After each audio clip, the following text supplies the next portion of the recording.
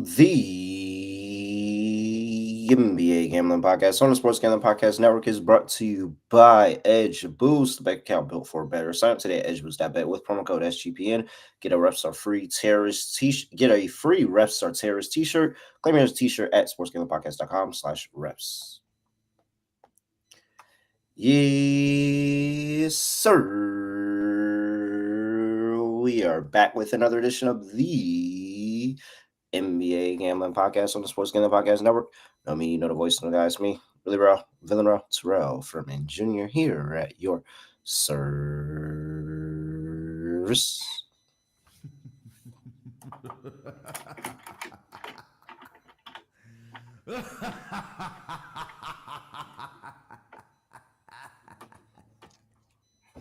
All right. I mean, it's game 3. I would like to say the series has gone exactly how I thought, except for some random freaking comeback in game 1 that I don't think I was here to talk about yet. But, however, prayers go out to Tyrese Halliburton. It's a very, very serious issue going on, and I don't think people understand. And I just really, really hope he's okay because I just never thought that this was going to happen. This is so unfortunate. So, prayers, please, everybody, join me in prayer for Tyrese Halliburton. Because we do have breaking news here to start the show. Tyrese Halliburton is dealing with a lower leg thing. That's exactly word for word what it says. He's dealing with a lower leg thing. I really, really hope Tyrese Halliburton's lower leg thing, it really, really, really gets better. I hope he's okay. I don't want any excuses. None at all. All right.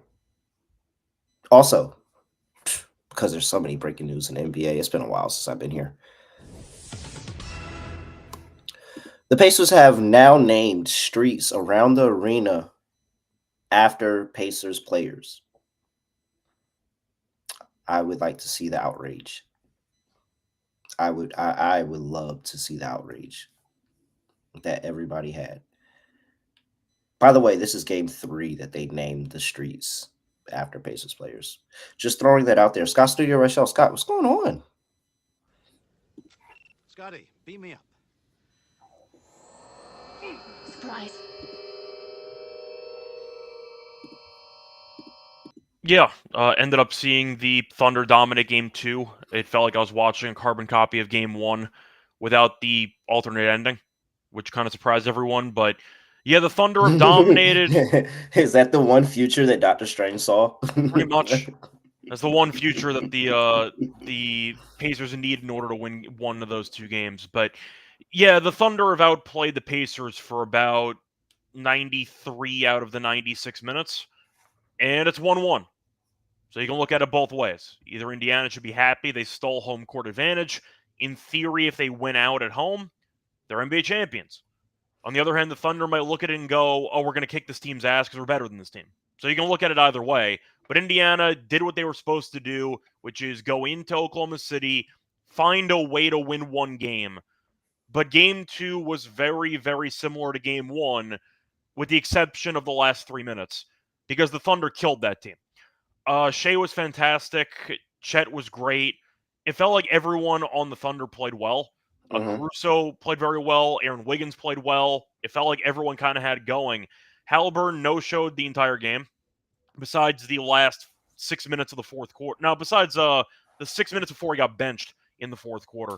He had 5 points entering the fourth, so he did absolutely nothing for the first 3 quarters, and he ended up with 17. Besides that, though, I mean, Siakam was okay. He wasn't great. All 5 starters had 11-plus points. It didn't really matter.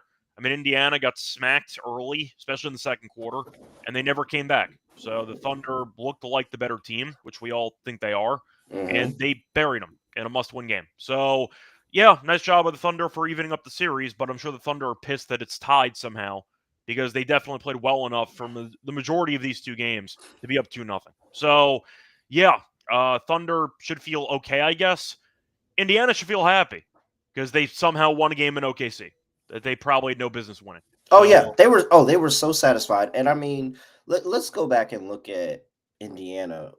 Wh- Indiana, when they've had chances to just put teams in the dirt, like in the dirt, they haven't taken them. Most particularly in game threes, where they've been up, 2 games to none against the Cavs, 2 games to none against the Knicks, a decisive 3-0 at Mhm. home. They haven't been able to get it done. I think that's where, people that are on my side of the fence with the Halley criticisms are like, hey, there's your proof right there. And I mean, last game was very much proof of Halley looked horrible for more than 75% of the game. It was really just in that fourth quarter. During I mean, garbage time. yeah, I was like, do you even want to call it garbage time? I guess not, because They we can seen the come Pacers. back and stuff like Yeah, that, but it was but basically garbage time. Like he had 12 points in the fourth, and oh, Scott, the little he was trying his hardest to squeak over that PRA over before the game, before getting out the game. He was very close. I had 30.5, Scott. He was at 29. Lonte and I had the under PA, and we hit the underdog, so can't complain. Yeah, I also hit the under on the PRA there. Good job on the under PA. Shout out to Holly for trying his hardest. However, I do think that the script is a little bit different in game three. Mm, There's a lot of other things that come into play, a lot of other things to talk about. But one of the big things that I kind of noticed here was the chess match going on between Rick Carlisle and Mark Dagnall, mm. and where okay, so you start the game. Dagnall has Hartenstein on the bench, and you have the starters playing. But then when they go and they take out a Miles Turner or Pascal Siakam for rest, and Thomas Bryant comes into the game, oh, it's double big lineup, and Pacers didn't have an answer for it. The only answer that they had for the double big lineup was playing Miles Turner and Pascal Siakam along with each other and just trying to go at Hartenstein or Chet and trying to make something happen there. And then what would happen as soon as both of those guys check back in, or one of those guys check back into the game, I saw Hartenstein come out or Chet come out, and then they went one big, and it was just too much offense. It was too much offense. They couldn't stop them. So I I'm mean, very interested to see Dagnall, who a lot of people criticize for his lineups in game one, and that being the reason why they lost the game. He really felt like he was in control of the entire game. And whatever Rick Carlisle had a lineup, he had a counter for it. yeah, I'm starting to kind of equate the Dagnall stuff into just a bit of Ty Lueism, where he is willing to just experiment in game one, no matter what the cost is, just Hmm. try stuff out, Interesting. and he I eliminates. didn't think about that's a good comparison. I didn't think about that. I look at it now. The Thunder have been better in game one for the most part. I know they punted away game one against Denver for different reasons because of fouling down the stretch and the Gordon three-pointer, but the argument is still there that Dagnall seems to be willing to invest in some, I'd say, questionable lineups and rotations early in a series to immediately disregard certain players and to try to find some types of pairings that he actually likes. Hmm. So something to keep in mind. I think maybe you could argue I'm reading into it too much, but I do feel like I've kind of noticed that with Dagnall, where he was playing Mitchell in the first half of game one for like Hmm. 4 minutes, and I'm like, what are you doing right now? And then he just won't play him again. So maybe it's that. It's like a Ty Lue thing where he just tries Yeah. the wall just to see if he can go into something later in the series. Maybe. But game two, they look very good because they needed to. Yeah. All right. Let's get into game three. Before we do that, got to talk to you all about. Oh, wait. Hello. All right. Got to talk to you all about one, the Stanley Cup, the College Baseball World Series, and the NBA Finals. If you want bets or plays or just content on all three, you can get them over there in the SGPN app. We have the Hockey Gambling Podcast for you. We have Noah Beanick and the College Baseball Experience. And of course, us right here, NBA Gambling Podcast, talking to you. So I like for you to get over there, download that SGPN app, wherever you get your apps, in the App Store, Google Play Store, whatever store it is, and get all of your free picks and podcasts once again for free. Also, want to talk to you about Edge Boost, first ever bank account built for bettors, ensuring all gambling transactions are approved. No usage fees, no minimums, no earn back cashback rewards. 100% approval for all betting deposits. Sign up today at edgeboost.bet with promo code SGPN. And it's the last week to sign up to get a free Refs Are Terrorists t-shirt. Go to sportsgamblingpodcast.com/refs to claim your free shirt. And I want to talk to you about Circa Ultimate Fantasy Football Experience. Circa Resort and Casino is giving away the Ultimate Fantasy Football Experience, a 12-team league. Can draft their team in Vegas and be treated like VIPs. You'll get a limo ride from the airport, a $5,000 tab at Stadium Swim, a hotel stay for you and your 11 league mates. Also, if you don't win the contest, you can get some nice discounts over there at the Circle Properties. I got a 15% off code for you, SGP15, SGP15. Enter the Ultimate Fantasy Football contest over there at Circa for free. Circa, that's sportsgamblingpodcast.com/CIRCA. Scott, we're in game 3 of the NBA Finals. Oklahoma City on the road going to play the Indiana Pacers. Pacers are catching 5.5. 228.5 is total. JR's in the chat. JR says the Pacers got the next 2. I'm going to hold them to it. Now, I do think it's interesting. This is why home court was so important for me in the series with OKC. Because for some reason, Scott, hold on. I'm really having fun. I'm really having fun with this, by the way, for the past couple of days. The Oklahoma City Thunder have still not covered a road game in the playoffs yet. Yep. They've been winning games, just not by enough margin to cover. Scott, if you had to, who does OKC? I mean, you can only say OKC or Pacers because they're clearly the only 2 teams in the finals. But like OKC's had a dominant playoff run plus Denver. Yeah. It's been dominant plus Denver. And they haven't covered a game on the road yet. No. And they also got buried in game 3 against the Timberwolves. They were up 2-0 at that point, but still. Yeah. And they should have lost the game to Memphis, and Ja got hurt. They were getting blown out in that game too. That was all game 3, I think. But so that's where we start. OKC's road woes in the playoffs. They've been very bad to the spread. They've been very bad to the opponent team total. However, I think the situation here is just slightly different because it's 1-1, Scott. yeah. Now, it was 1-1 in Denver. But,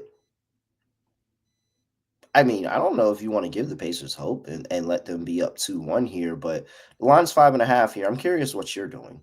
Yeah, for the record, the only time the Thunder were tied 1-1, they did end up losing game 3 to Denver? So they actually did go down 2-1, and they won that ugly game 4. But I think I am going to take the Pacers plus the points. It might just be I'll believe it when I see it type thing, and I feel like people have been chasing the Thunder on the road all postseason, and they are still chasing because they've not covered a single road spread. So the problem the Thunder run into when it comes to covering is that they're favored in all these road games because they are power ranked so much more, I'd say, highly than every other team they faced. Indiana got outplayed for about 93 of the 96 minutes that they played in OKC. So I understand why the Thunder are favored in this game. Having said that, 5.5 does feel pretty large to me. Indiana's had a very good home court as well in the postseason. Not as good as OKC. Did drop a game to the Knicks. Then again, they also led by about 20 in that game, and they blew it. But the point is Indiana has been a solid home team so far.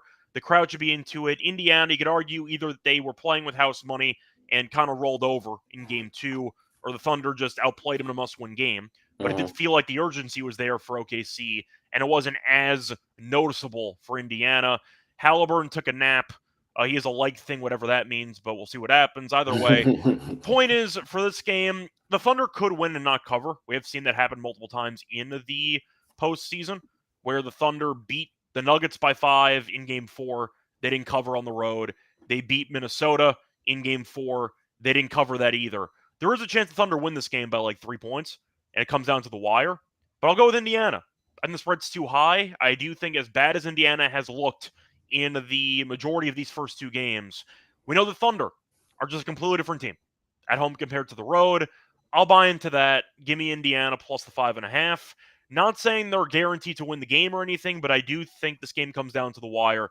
Give me the Pacers plus the points. So, if the Pacers are in the game, how are they in the game?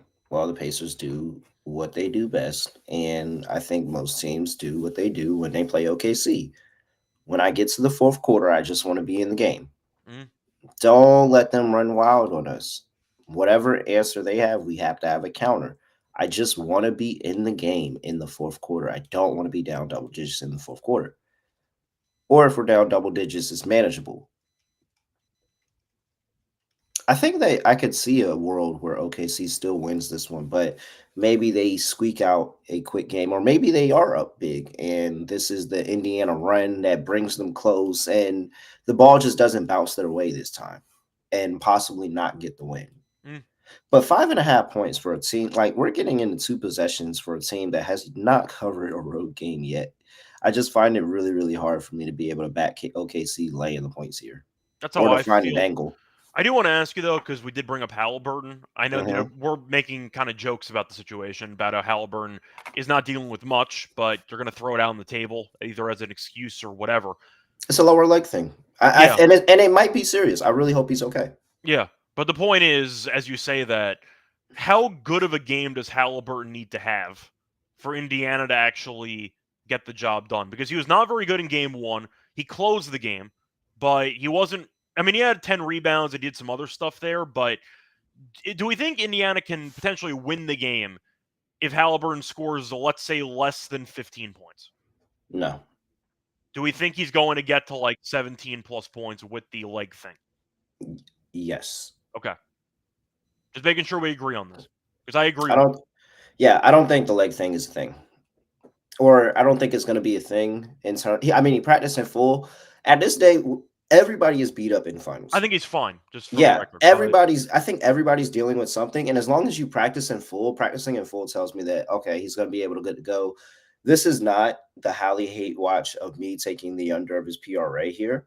I'm only going to back that on the road. I'm not backing that at home here. So I think that this is the day where if you want to sprinkle on a Hallie triple double, do it.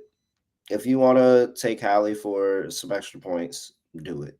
If Hallie has a big game, he really, really needs to come up big in a spot where like the series is tied and you can save home court here in game three. yeah. So, and for one, knock out everybody's OKC and five bets because I'm shocked at the number of OKC and fives that are still out there, even though they lost game one. Yeah, I'm on the Pacers. Give me the Pacers plus the points, reluctantly. I don't want them to win the game, but I think that they keep it close. I like the Pacers team total over, Scott. Okay. Talking about the total sitting here at 228.5. I was deciding because there's a clear, easy path to go here for OKC. You can either fade them or you can back the opponent. OKC is 1-6, Scott, on the road in these playoffs to their team total. 1-6 for a team that has been dominating throughout the playoffs. Have not gone over their team total often, more than once on the road in these playoffs. Whereas you have the other side of the ball, their opponent is 5-2 to their team total. Their opponent is going over their team total rather consistently, and all of this coincides, and it makes sense with the fact that OKC hasn't covered a single game in the playoffs.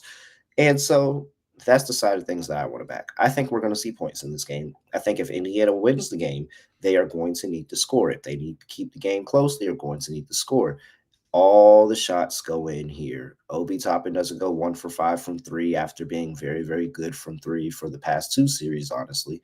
And I think that Pascal Siakam is unleashed here. And this is the big Pascal Siakam game here in game three. Is it enough? Not 100% certain, but I still like the Pacers to go over their team total. Yeah, the total I find tricky because I did like the over in game two, which had no business going over, but it got there. Shout out to James Johnson. Yeah, courtesy of garbage time. It was a solid, was it a euro? Is that what you want to call it for James? Whatever you want to call that move. And shout out for the Pacers for still cashing my team total under 108.5. Yeah. But the point is, the over got there. I liked it in that game. But the issue I'm still running into for the over-under is what you said before about the Thunder and how the Thunder on the road have just not been that great offensively. So Uh-huh. I do think it's a tricky spot. The first halves of these first two games have been disgusting, and the games have exploded late. The thing is, it's in Indiana. Do I think Indiana blindly ramps up the pace and they end up trying to force a track meet early? Or do I think it follows a similar script to the first two games where it's low scoring and then it kind of opens up as the game goes along? I'm not sure yet. And a part of me wants to consider the under in the first half, but I'm wondering what adjustments Indiana is going to make. And one thing I think they have to fix the amount of opportunities in transition. I know the Uh-huh. Thunder are a great defensive team in transition, but if you limit the Pacers to being a half court offense, Uh-huh. they have problems. Indiana has to run. I don't think they have a choice, and I think Indiana might go out of their way to, I don't even want to say avoid playing defense on certain possessions, but to sacrifice certain defensive possessions in order to keep the pace flowing and trying to keep the Thunder's defense off balance. Because in the half court, I don't think the Pacers can score on this team on a consistent Uh-huh. basis, and they need to push the pace. So I guess I'm on the over again, just hoping for either a higher scoring first half or keep the second halves flowing. But I do think Indiana has to play faster. They have to try to force the Thunder into some uncomfortable situations. And it felt like the Thunder defense was just constantly one step ahead the entire Uh-huh. game, too. So I'll go with the over. I'll back the Indiana pace element. I think they have to get more in transition. I agree about Siakam. Mention props in a second. But I'll go with the over, and I'll go with the Pacers plus 5.5. I wonder what the psyche of a lot of people are, especially playing the total of that game, because my homeboy definitely had the under and he was sick. But I've seen people that had the over and they're like, whew, let me go get a lottery ticket. And so what's the response that people are backing in game three?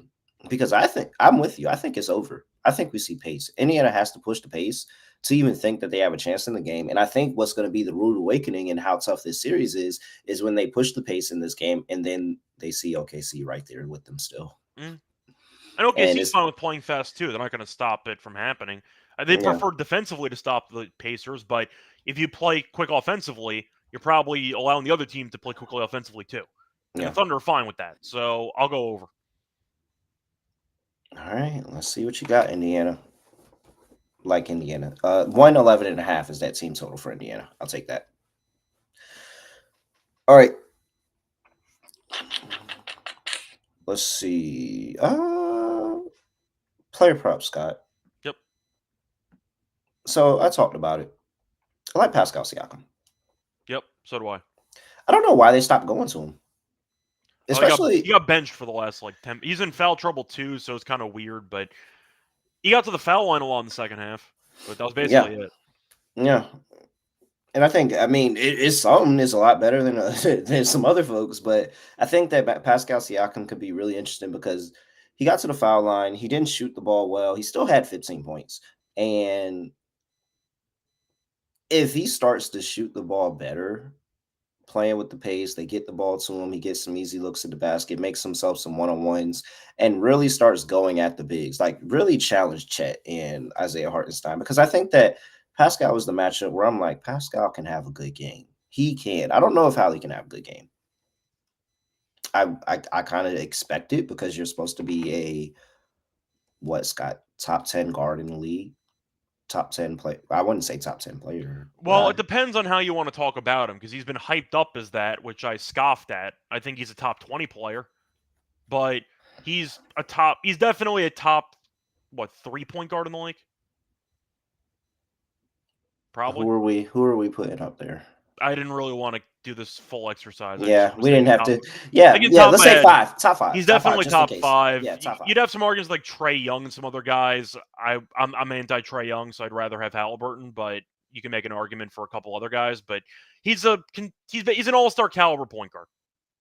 Yeah, So there you go. He's got to play better. he does. I don't know if he can though, but I think Pascal can. So I'll take a flyer on Pascal Siakam here. what's the points prop for this game, especially because I have the Pacers going over their team total. I need somebody to have a good game and make sure that we get over that team total. 19 and a half. Again, he had 15 and he didn't hit shots and he got to the line. And So he, I and like, he got benched with like 7 minutes to go in the game. and you talked about the foul trouble. So Yep. like there's a lot of world possibility where Pascal Siakam has the big game at home here, and he steps up to the plate as the lone person that's been in the NBA Finals on this That, team. that at least plays. I'm trying to think if there's anybody else on the Yeah, bench who actually gets some minutes. yeah. I don't think so. Yeah. So big Pascal Siakam game. I like this. Over 19 and a half. I would ladder him to 30.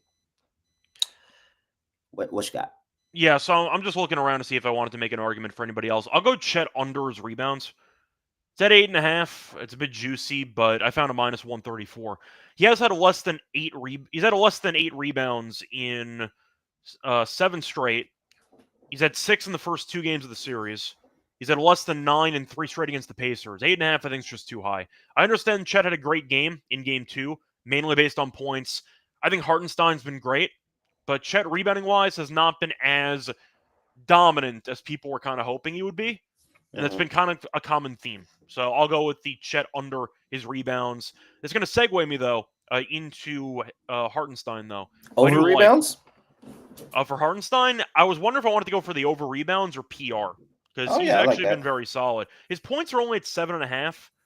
He had 3 in game 2, so I guess I'm just going to go for the rebounds there. But I do think 7.5 rebounds at plus money is appealing when he's had 17 the first 2 games. He also played 22 minutes in game 2, but it was a blowout, so the bench unit came in. Mm-hmm. I think there's a path there for Hardenstein to have a solid overall rebounding game, and 7.5 at plus 115, I think is appealing.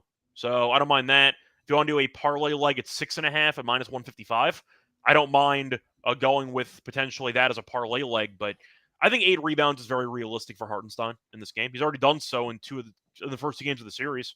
Indiana has a hard time guarding him. All right. Let's get where is he at? Where I'm in the WNBA section. Whoa, whoa, whoa.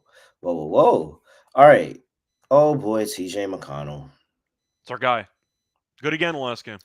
I hate TJ He's McConnell so because he good. I keeps love that making guy. he keeps I would love for him to just stop hitting this prop so I can stop betting him. See, the thing is, I'm not a Knicks fan, so I don't have memories of him killing my team, but I've always been a big TJ McConnell backup point guard fan. Yeah, he's He's good. a really good backup point guard. He is. He is. He's too good. That's why you hate him. But And it keeps making me money every time I bet it, yeah, man. Like I would love for this to come through and not hit a time I bet it, but it's like the times that I don't bet it, it's the times that it doesn't hit. yeah. And every time I bet it, it hits. I'm sorry. Give me TJ McConnell over 10 and a half points and assists. Sean stacking the money green loves the what is it, the RA? I've been taking the PRA as kind of like the best of I both feel like worlds we kind all, of and thing. that's the crazy thing. I feel like we all been betting TJ McConnell And they've all different been ways. cashing. We're betting him different ways, and they cash every time. Everybody's been betting him different ways. Sean loves the RA. He's been betting RA at 5.5, and now that's moved up to 6.5. So Sean probably doesn't like that as much anymore. But the RA at 5.5 was cashing a lot for him. You've been betting the PRA. I've been betting the PA. He's been good. He's been good. Mm-hmm. You look at the PRA over 13.5 at plus money. He's been over this line in 1, 2, 3, 4, 5, 6, 7 of his last 10 games.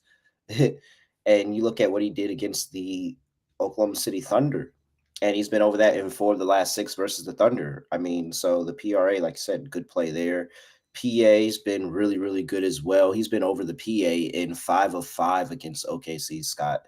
And in his last 10 games, he's been over in 7 of 10 as well. That's at minus 118. So you're getting plus money on the PRA at 13.5.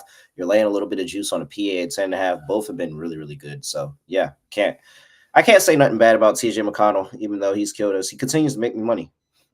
Yeah, I'm going to throw one other guy, though, on the Thunder that I am going to fade. If we are picking the Pacers to play well, we Mm-hmm. need some supporting cast guys on the Thunder to kind of no-show this game, or at least to have, I'd say, C-minus games. Mm-hmm. Give me J-Dub. I'll take the J-Dub under a 32.5 PRA. If you want to go for some other angles for J-Dub, you can. If you want to go for, like, points or something. But I just think this number's too high.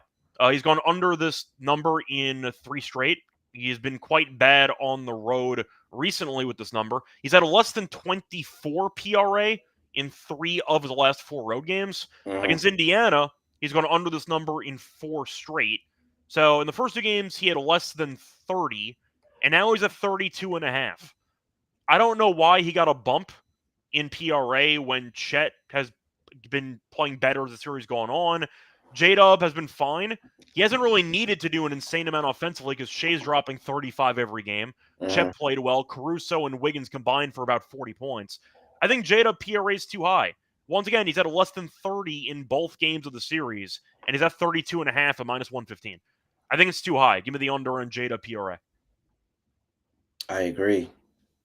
I was wondering who I wanted to fade to in terms of scoring. I was thinking Dort, Okay. but I think you sold me on getting off of that and moving over to the J Dub side. It could be both, but the point for J-Dub is that I think he's a solid player. But Shea has the ball in his hands so often that Mhm. J-Dub can get relegated to being a secondary option and basically a spot-up shooter when Shea's trying to ISO or when they try to operate with pick and rolls with Hartenstein and Chet. You do kind of force the supporting cast to roll out into off-ball situations, which does limit his stats. So that's kind of why I like it. Dort can still get the catch-and-shoot stuff. I'm not exactly a big fan of, once again, his overall uh, 3-point consistency for Dort, but there is a path. We saw that in game 1. Yeah, I'm looking at the splits, by the way, Free. And he's had some good road games, but he has gone well under this in 3 of the last 4 road games he's played in. So I don't know if I'm going to care much about the Memphis games, for example, because that team stinks. Against Denver, he was really bad in the last 2 road games. Mhm. Against Minnesota, he was very good. He had 34 points in the final road game, but he had 19 in game 3. So Yeah. I think once again, he had one insanely great game for game 4 where you had basically 270 combined points. Besides that, he's been fine. So yeah, Free, it says 7 of the last 10, but he's gone under in 3 of the last 4. So it depends Yeah. how you want to divide up the filters, but And the under and the 3 of the last they're not 4 even is close. yeah, it's rather concerning just because of how it's gone under. I mean, 19, 23. Let me look at this other one. Yeah, like he has 6 points. Like it doesn't 6.7, 23. Yeah, it's not good. It's not good. 10 points. Yeah, and we've been good fading J Dub. I feel like whenever we have said a J Dub under, we've been pretty good in him not having the big game that game. So yeah, I think I'm sold with you. I really did want to find that Thunder player, and I just didn't think it would be SGA. I just don't think they have an answer. So I think SGA is going to get his, but I could see it not being J Dub, maybe not being Dort. I was also considering if it wasn't going to be Chet or not, but I think you sold me on J Dub here. I feel like if we're going to give Indiana a shot, though, we got to pick some guys in OKC to kind of not show up in the game. And Mhm. Chet does kind of check the box of a guy who's either going to be very hot or very cold. Yeah, And you can tell yeah, immediately if he's going to have a yeah. good game or a bad game. But the fact is, J-Dub's stats are the second highest on the team for PRA by comparison to other Hmm. guys. So if I'm going to question the supporting cast, I'll Hmm. question him because his number is just higher than Chet's and higher than the other guys. And we've seen J-Dub have a couple of underwhelming games on the road so far this postseason. I think I'll play Chet over. I mean, not over, under points and rebounds. I do like your under rebounds look that you talked about. I'm gonna just add the points to it. 23 and a half feels pretty good for me. Uh, with Chet here on the road. Let's see here. Yeah, and yeah, he's been rather inconsistent as well. Mhm. Had a couple of big games against Denver towards the end of that series, but it was a split there in Minnesota.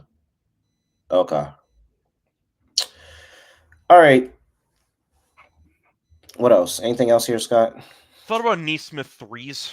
They're at 2.5. It's plus 125. He has had at least 3 in each of the first 2 games. We know he plays a bunch of minutes. He's attempted at least 7 in each of the first 2 games. He I do. start. What are you gonna My say? bad. My bad. No, no. Keep going. Let me jump in after I you. was gonna say he's had at least 3 in 3 of the last 4 games against the Thunder. If we're looking at a guy who can potentially get hot from 3, and that's what Nat is mentioning in the comment section about how they're back home and there's a chance the Pacers just go crazy offensively. A Hmm. Neesmith heater does make sense to me. and he Hmm. has been good in the first 2 games. So I don't mind Neesmith over 2.5 threes at plus 125. My only fear with Neesmith is that watching the two games, he much like Hallie caught fire at the end of the game. Mm. And it was very ugly in the beginning of the game if you had Neesmith and you were like, oh, come on. Because I remember I was sweating at Neesmith 1.5 threes. And I'm like, all right, come on, Neesmith. Let's just go ahead and hit these 2 threes and get on out of here. And it took a little while. But then when he hit it, it was boom, boom, boom. He hit like two more not too long after. And he finished with like 4, I think. So that's the only thing with Neesmith. I think it's a good play, though. Yeah.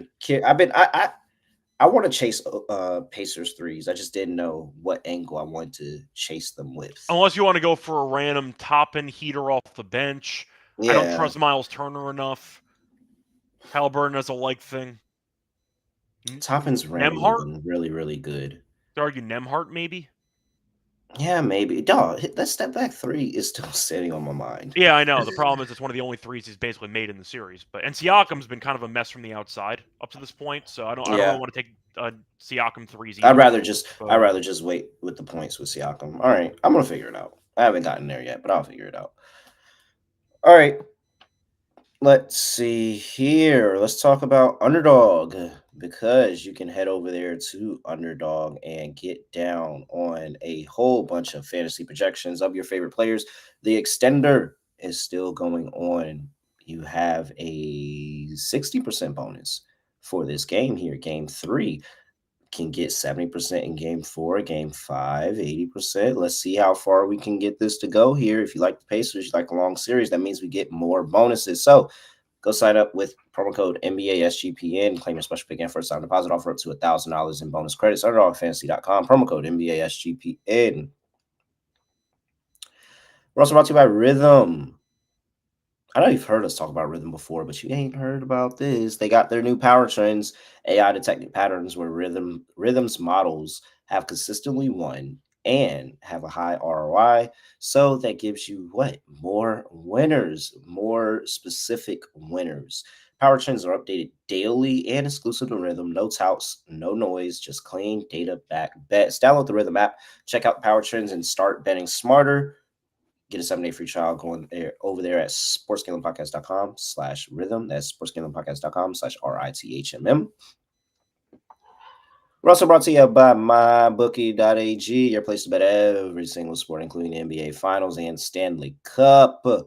They accept customers from a ton of different locations and easy deposit with lightning fast payouts in cryptocurrency. Use mybookie.ag, promo code SGPN for 100% deposit match up to $1,000. Terms and conditions apply. That's mybookie.ag, promo code SGPN. Do we have a mojo for NBA, Scott, or is it just me? Is it just me going again? I I think feel we're like it's, fine. yeah, I think it's just me going again. I'll go first. Lock. Ooh. You know what? I'd like to emotionally hedge this. Give me the Pacers plus 5.5. Pacers keep this close or actually win this game. I'm going to be annoyed. So I might as well have money on it because I actually do think that they're live on the spread here. OKC is yet to cover a road game. Like sometimes it's that easy. They haven't done it. Mm-hmm. If you told me the Mystics first half was 7-0, I'd be all up arms and I'd say bet it again. Keep betting it. I mean, it's 7-0 fading OKC on the road in the playoffs right now. Got to keep doing it. Plus 5.5 for the Indiana Pacers. Lock. Dog. Hmm.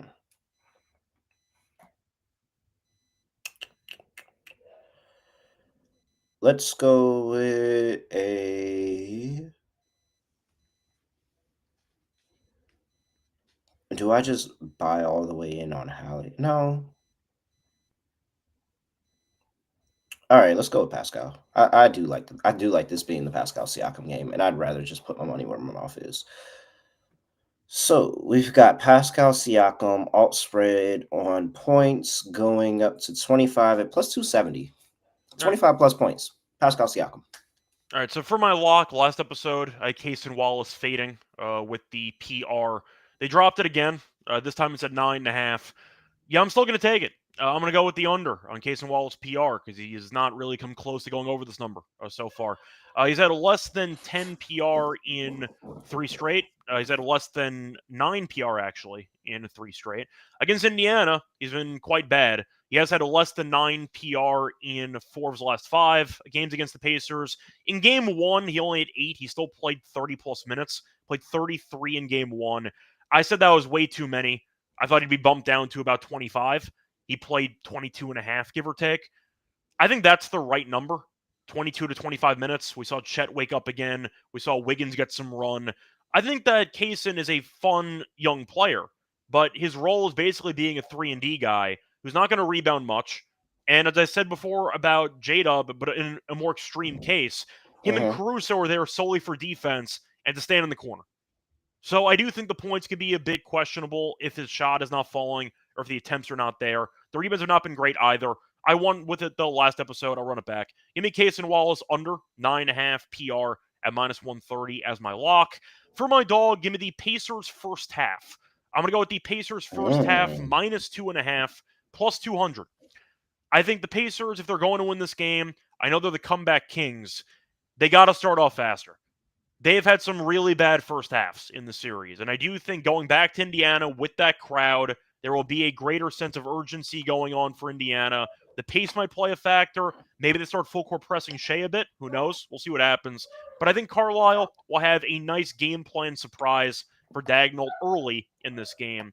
And you mentioned the Thunder. We've talked about before being bad ATS on the road this season. In the postseason, I mean. They have really not been very good early in these games.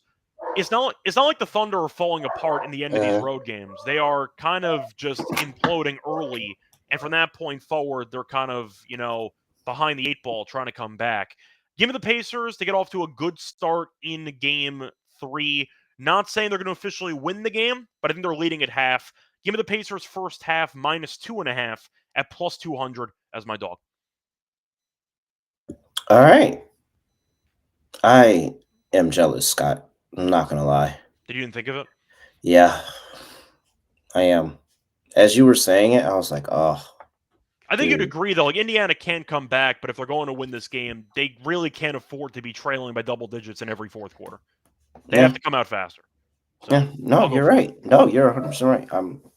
Like I said, at this point, I didn't do it. This point, I didn't do it. All right.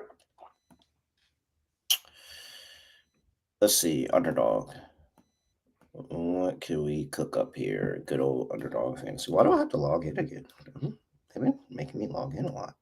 Underdog is case in at 8.5, so I'm not going to bother with that. I'd rather take the 9.5. All right, let's see. Siakam points we can go with at 19.5. All right. I like playing the J-Dub play. I don't care what the chat has to say. That's fun. So we got Siakam higher, we got J-Dub PRA lower, and we can throw in our boy, TJ, if we Ah, want to. yeah. Let's throw them in there. All right. Are we playing them your way or my way? We'll take the all-encompassing PRA. All right.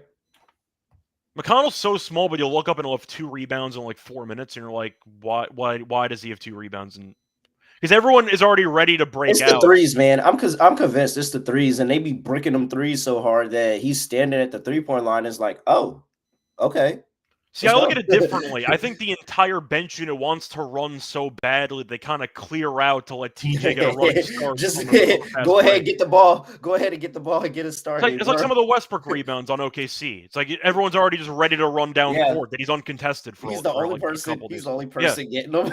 he's getting the ball anyway, so like sure, just grab it off the glass. Saves us a pass. And It's we can fine. get down the court. All right. Yeah, that's how I look at it. All right, we got J-Dub lower, 32.5 PRA. We got Pascal Siakam higher, 19.5 points. And we got TJ McConnell higher, 12.5 PRA. 5.5x, Scott. $100 gets you $550 over there. Underdog Fantasy. Make sure you use that promo code NBA SGPN. If you want to use your extender bonus on this one, 8.2x. Okay. All right.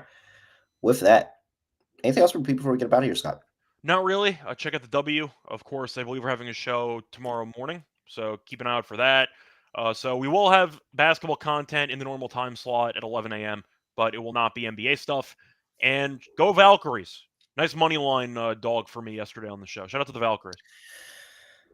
Shout out to the Valkyries for also cashing a money line dog for me and cashing another one on team total, but not What a brutal first half. 17-5 run I at the end of know. the. Brutal. But you know why? You know why I'm okay with it? Because they were Because like 250 as a I dog. told you, well, that too, and it also they killed the spread with that as well. So Yeah. it was really bad all around.